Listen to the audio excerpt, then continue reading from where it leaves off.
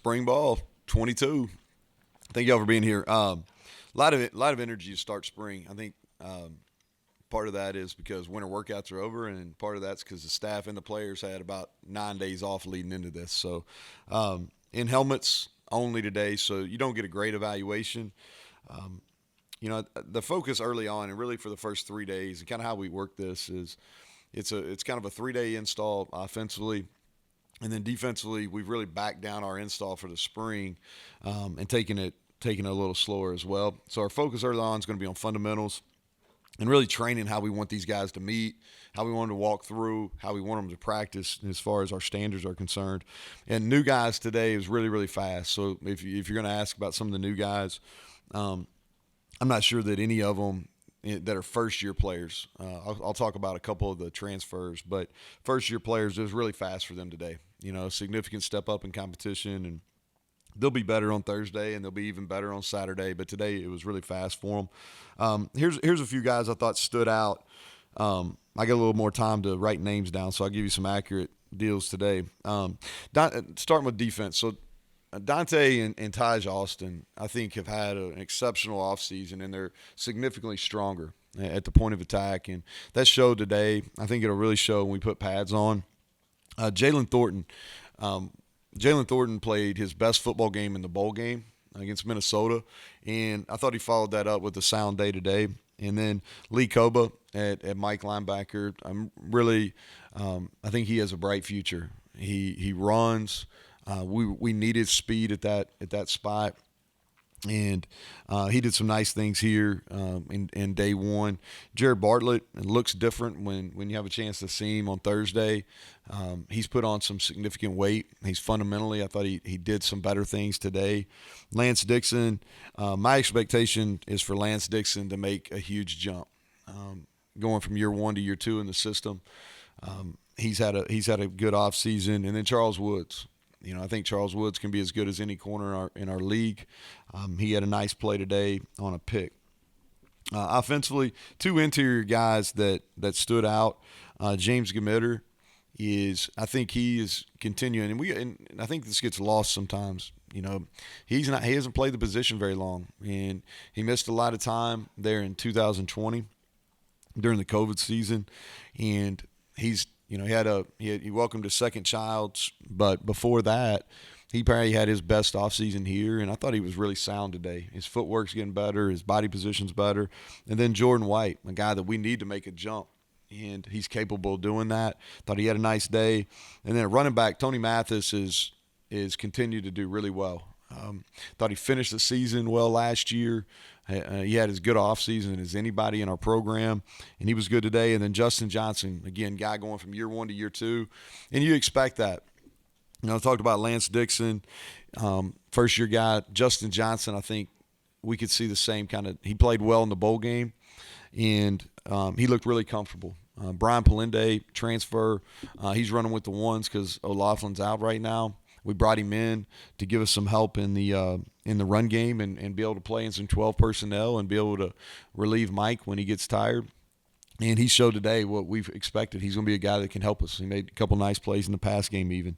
And then receiver, Bryce and Sam were really consistent. High expectations for them as we move through the spring.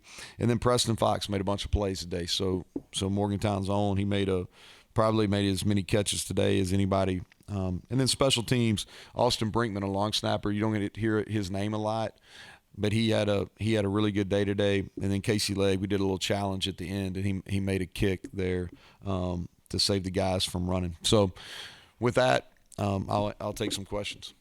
So now you talk about the 3-day install for offense. I mean, is the install radically different than what you guys were doing? Just little changes? Explain the install a little bit to us. Yeah, so I would say that the run game, how we're installing, it's a little bit different. Schematically, there's only so many things you can do run game, so it's not drastically different.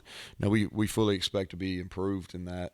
And I think in the run game, the thing for us, and I said this on a podcast I did yesterday, is for us up front, O-line wise, tight ends, running backs, is we didn't start the season off very well last year, but once we got bye week and beyond, we were able to run the ball successful against the teams that we probably should have, but we didn't run the ball versus some of the elite defenses. And for us to be successful and win those games versus the teams that are finishing above us in the league, we got to be able to run the ball versus really good, maybe even great defenses.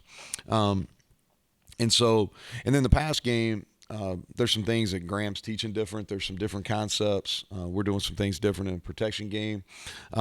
And so how we're doing it, yes, it is different. Is it night and day? Probably not, Greg, but there are some significant differences. It'd be safe to say right now, where you sit, the identity of this team would be offensive line, defensive line. Is that the leadership groups right there? Well, I think it's too early. I think it's too early to say identity. I think we have a chance because we've got veterans and we have talent at those positions. I think if you look at our defensive line, I talked about Messidor being out, but we have extremely high expectations for him. I think Dante is going to be a much improved and a much more consistent player. And the reason I feel strongly about that because his approach to everyday work and his offseason is so much different than it has been in the past. And that's why it was a big push for why he came back. And he's followed through with that. And then Taj Austin is an upper tier player in our league.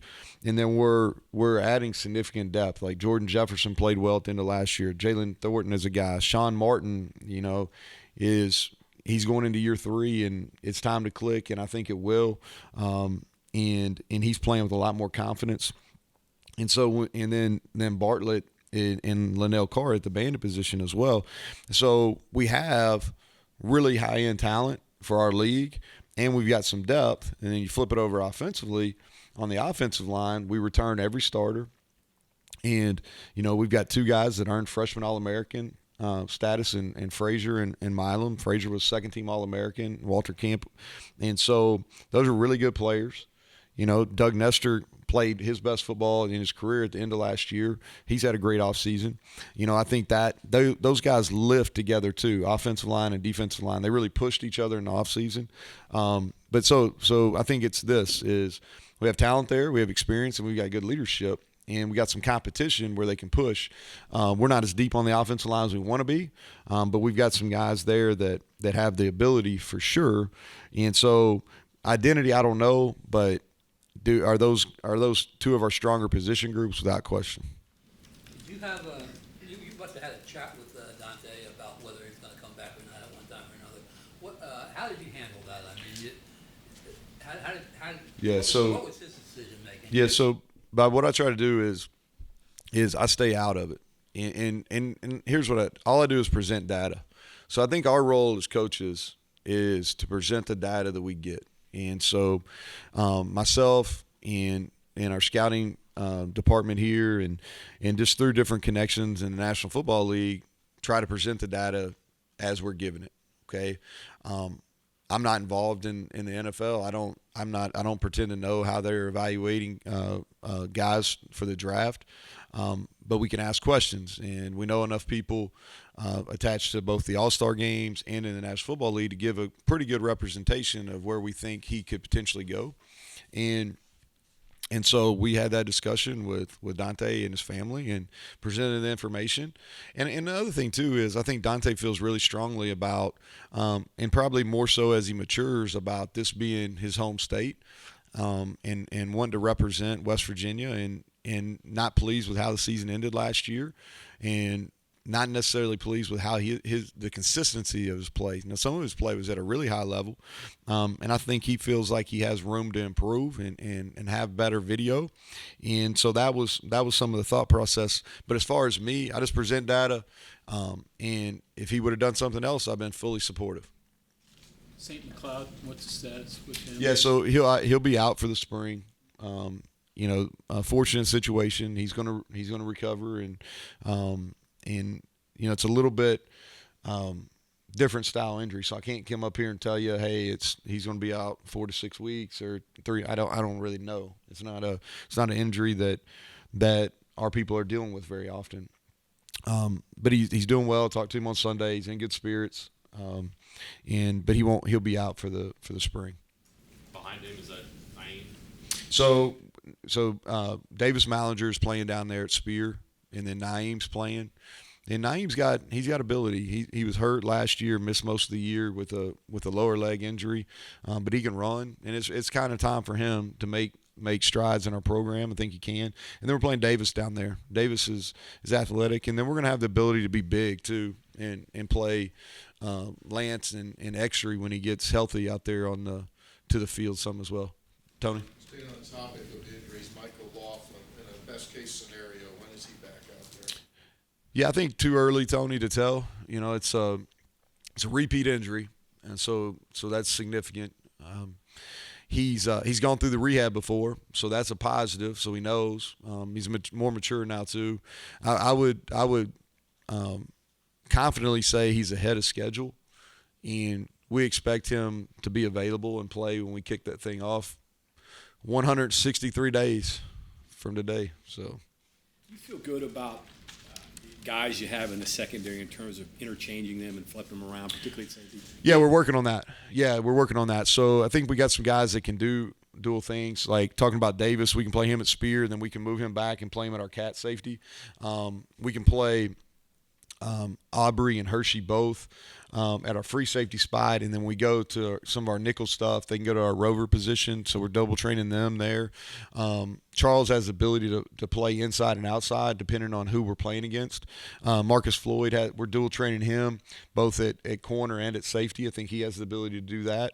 And I think when you see, because we're going to add multiple pieces in the secondary, the guys that will add through the portal, they'll have the opportunity to have some versatility as well. Coach, what is your plan for being able to get a really good look at the quarterbacks, especially when you go to full unit work? Is it like one guy works with the ones one day? Do you split them up each day? What's your plan? Yeah, that's a good question. So it's three, and a lot of times you get in these and it's two, but we have three, and we're going to go through the spring, and what we'll do is we'll rotate them. We did it by age initially, so Garrett went first today, and then Goose, and then Nico. And so rotate them through the day and try to get them really similar. You don't get exact reps, but you try to get them similar reps. And then Goose will turn around. He'll go first on Thursday, and Nico will go first on Saturday. And then let that go through a few. I don't want to sit here and tell you, hey, it's going to be two or three cycles of the install period, but we'll let that go. And then once we get into next week, we'll start doing some team, and then we'll start evaluating how they drive the football. You chart a lot of things, completion percentage, scoring is one of them, decision making is another, but they're all going to have equal reps and equal opportunity as we move through. Running backs, you mentioned Mathis and Johnson, but Anderson, Dixon, obviously they're newer to the program. I like the room. I really do. I think that's a question that we've been asked a lot. I feel, and this is not, we're going to miss Letty Brown. He was a very consistent player for us. But we've got, this is the best room we've had as far as just, top down talent-wise. I really like the leadership that Tony Mathis is showing. The game has really slowed down for him. He's calm. He feels really confident, not only running the football, but his route running is vastly improved. That was something he wasn't asked to do at Cedartown. And then his pass protection's better. And then Justin, I think getting to play some at the end of last year was beneficial to him. And then Jalen Anderson's extremely talented. He had a late start. He's still trying to play himself into position because he's a little heavy. But when y'all get a chance to see him on Thursday, it'll really be the first opportunity that y'all have got to see him. Is you're going to like. I mean, he's a natural runner. He looks effortless out there. He's got high football intelligence. He just got to get in shape. But he's going to have a bright future, and we really like his game. And then Linjay, he can run. He's fast. He's a home run hitter, and he's got to learn what our expectations are for our running backs here, because they're a little bit different than what he was asked to do there. It was fast for him today, but not because of the speed of the game. He was just eager. He's really eager, and you like to see that because he really wanted to show what he could do. And but he can hit the home run. I think that all four of those guys give us a chance. You got the full winter conditioning this year that you didn't get last year. Have you noticed the difference with the Mountaineers? We look better. We really do. I think there's going to be some guys, like I talked about a few of them, like Dante looks different. You look at Jared Bartlett, Lance Dixon, those guys look significantly different. You know, if you go over and you'll look at Justin Johnson, if you look at some of those guys like a Jaquay Hubbard is a guy that'll stick out to you when you see him. He looks significantly different. So I think what it does is like those off-season workouts, and I think I talked about this at the spring press conference we did, is when you miss those, you don't get them back. You don't get them back. And so really what you're trying to do, it's really about two things. It's about discipline and mental toughness. Really, I mean, it's discipline and mental toughness. And then the weightlifting is all about strength. We're trying to get them, we're not trying to get them stronger. And we do some things for speed, but it's really about getting our big guys stronger. And then when we get in those workout pieces is making sure we're disciplined and mentally tougher. And so what you see today is like, for instance, like, our guys overcame adversity. We try to put them in tough situations in practice, and they overcame adversity a lot better because we've been training them that way for 8 weeks. Mike, you were going to say? Yeah, your bandit spot, it's kind of evolved since you've been here, and I think you said it was kind of, I don't know if you said now or never, but that was kind of the implication with Bartlett and Carr. What do you expect? What do you see out of them? And then also with the amount of combinations you can flex in with your defensive line and your safeties too. Mm-hmm. I don't want to say you're not relying upon it, but you do have options around having to have a bandit. How does that work? I know it's two different questions. Yeah, well, I think our bandits got to be more productive. You know, and I'm not saying anything in here that we wouldn't say to those guys. They've got to be more productive. They've shown, both of them have shown flashes. Both Jared and Linnell have shown some really strong flashes. I mean, you look at Jared versus Virginia Tech. But we've got to be more consistent. And for both those guys, it really starts fundamentally.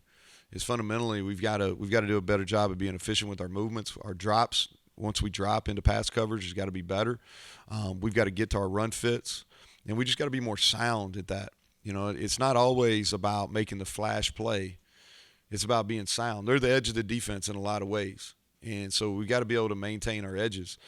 Flexibility is something that we're really striving for. So as you've seen some of the pieces we're adding, is we want to have the ability to give multiple looks. And so we've got the bodies to play a 4 down front, which we did at times last year with 2 bigger ends.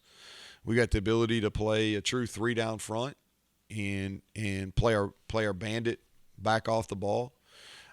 We've got the ability to go and play and go to a bigger, really more of a kind of a base 4-3 rather than basing out of our 4-2-5 because both Lance and Exery, now Exery's on Miss Spring, but both Lance and Exery run extremely well. Like if you went out and we probably got if we were going to be in a foot race, those guys probably in the top 12 to 15 guys we have on our team as far as running. And so one of the things we really want to do is get bigger to the field. You know, if you look at it, that's where we've gotten hurt running the football is to the field because our spears have been smaller bodies. And so we've got to do a better job of getting some bigger bodies out there, and that's something that we want to do. So that gives us another package. And then we've got the ability on 3rd down to get in some 5 DB packages. And y'all saw that last year where we moved and played Scotty Young some at a rover position, which we feel like we can get Aubrey and Hershey and maybe even Exery once he gets back to play some of that rover and give us the ability to show coverage and blitz for some different looks. So what we're trying to do is really shrink our package, what we're doing as far as the amount of coverages and fronts and blitzes, but do it out of multiple personnel packages. You got what you got in spring, obviously, and you got some guys coming in the summer. Are you comfortable with what you got at wide receiver? Or do you think you guys might need to add another one? Or? Well, so if you look at it, we've got 2 guys that are junior college kids that are coming in. So, and Jeremiah Aaron has the ability to play either inside or outside. Cortez will be an outside guy. So we have those 2 coming. And so, you know, when you look at it, so when y'all are out there on Thursday, you got to, and that's the way I was looking at it too, because you go out there and you're like, we're kind of thin. But then I'm like, okay, we're going to add 2. So we're going to wait and see how it plays out. Like there's certain positions I know we're going to add, right? We're going to add a linebacker. We're going to add probably 2 pieces in the secondary. You know, we've already added the kicker, which was really, really important. And so there's some pieces you know you're going to add, and then some that you got to hold on and kind of wait, you know. So could we use a receiver? Probably. You know, do we have to? I think to be determined. We'll get into spring and figure that out. Our numbers are probably 1 short of where we'd like to be, you know. So kind of answering it, kind of not. You know, this is not a normal 3rd or 4th spring for a coach moving into a job. You've got to replace the offensive coordinator, the leading passer, leading receiver, leading runner. virtually your entire safety group. I mean, you have a lot to do. I mean, this is an important spring for you. Is that fair to say? I think it's fair too, but I think in the same way that and this isn't a knock on anybody's here. We've got to get better at those areas too. Like our speed, like our focus on everything we've done secondary wise is in the moves, but whether they're in a program or out of the program is, man, we got to get faster in the secondary. We got to get faster, and it really, when you look at the games where we haven't played as well defensively, all right, or we've given up more plays than we probably should have, it comes back to team speed. And so now we've got our team speed in the back end is really, really good, and we'll continue to add to that as well. They're just inexperienced, okay? And, offensively, we feel like we're in good shape as far as receiver. I don't think you're going to see any drop off. And again, I'm not trying to knock anybody that was here, but we're not going to slide in our production at all in that room. At running back, I think, will we have one guy? I don't know. I think to be determined. But I think we'll be more productive as a unit in that as a running back room. And then quarterback is to be determined. Like, I like our talent. And we're going to play this out, and y'all are going to ask me a bunch of questions about quarterbacks, and I'm going to give you the same answers over and over. It's like, we're just going to play it out. I want to give all three of these guys a really big opportunity all spring, and then we'll kind of judge where it's at the end of it. But I'm not sitting here and thinking, man, we got to replace. No, I'm not. I really feel pretty good about where we're at as far as being able to answer those questions that you ask, because I think we can be better. Neal, Nick Troy is going into the portal since we talked to you last. So him, and just more importantly, does that change what you need and what you have to go out and get? Nah, we're going to do the same. We're going to take two in the secondary, and regardless if he was here or not, and made a decision. And he didn't play the last 7 games either, so we'll focus on the ones that are here. What were you going to say, Keegan? You look back about the Jalen. Yeah. His high school numbers are pretty incredible when you look at the pass production, receiving the ball, I guess, or pass catching, whatever. Good receiver. It's kind of like belies his size a little bit for a guy that big and ran so hard inside too. Is that kind of the skill you're talking about there? It seems like he could fit in a bunch of different capacities in your offense. So offensively at Perry, they used him in a bunch of different ways. He played a lot of receiver, and they split him out like wide, like how we would play our X and Z, and they played in the slot. Started on defense, was a really good basketball player. He's got good body control. He's able to make dynamic cuts. He is good in the pass game. And so we were really excited when we got him in. We had him in camp, so we knew what kind of talent he is. We had a really good eyeball evaluation, hands-on evaluation. And so he was able to overcome some of the academic stuff and got here just a little bit later than we would have liked. He did some nice things in bowl prep, and then we just got to continue to get him in shape. But he's got the skills, and it's really up to him. As far as Lance and Charles, you suggested you expect a pretty big jump. Is there anything besides going into the year 2 that kind of leads you to believe that? If so, what is it? Well, they got really good physical skills, and so, anytime you transition and you're new, right, especially if you look at Lance and Charles, they came in really May of last year. And so it takes you a little bit to kind of get your bearings about you. New systems. They both had played a little Lance had played a little bit. Charles had played a lot at Illinois State. So it was a significant step up in competition for him. We were asking Lance to play a different position than he played at Penn State. And so it just takes a little bit of time. And so now they both have, and they've matured, because they didn't have the same type of success that they wanted to. Now, both of them had some really high moments, but both of them had some injuries last year, and they really realized that hey, we've got to do a better job taking care of our body. We got to take the off season more serious, and they did, because that's the other thing when you go in the portal. Like Lance didn't have an off season. He didn't go through winter last year. Charles didn't go through winter last year. And so they missed that. And so they've done a good job taking advantage of it. And they're talented, and they've had winners. So I fully expect them. And then Justin, the game's just going to slow down for him. He's had talent.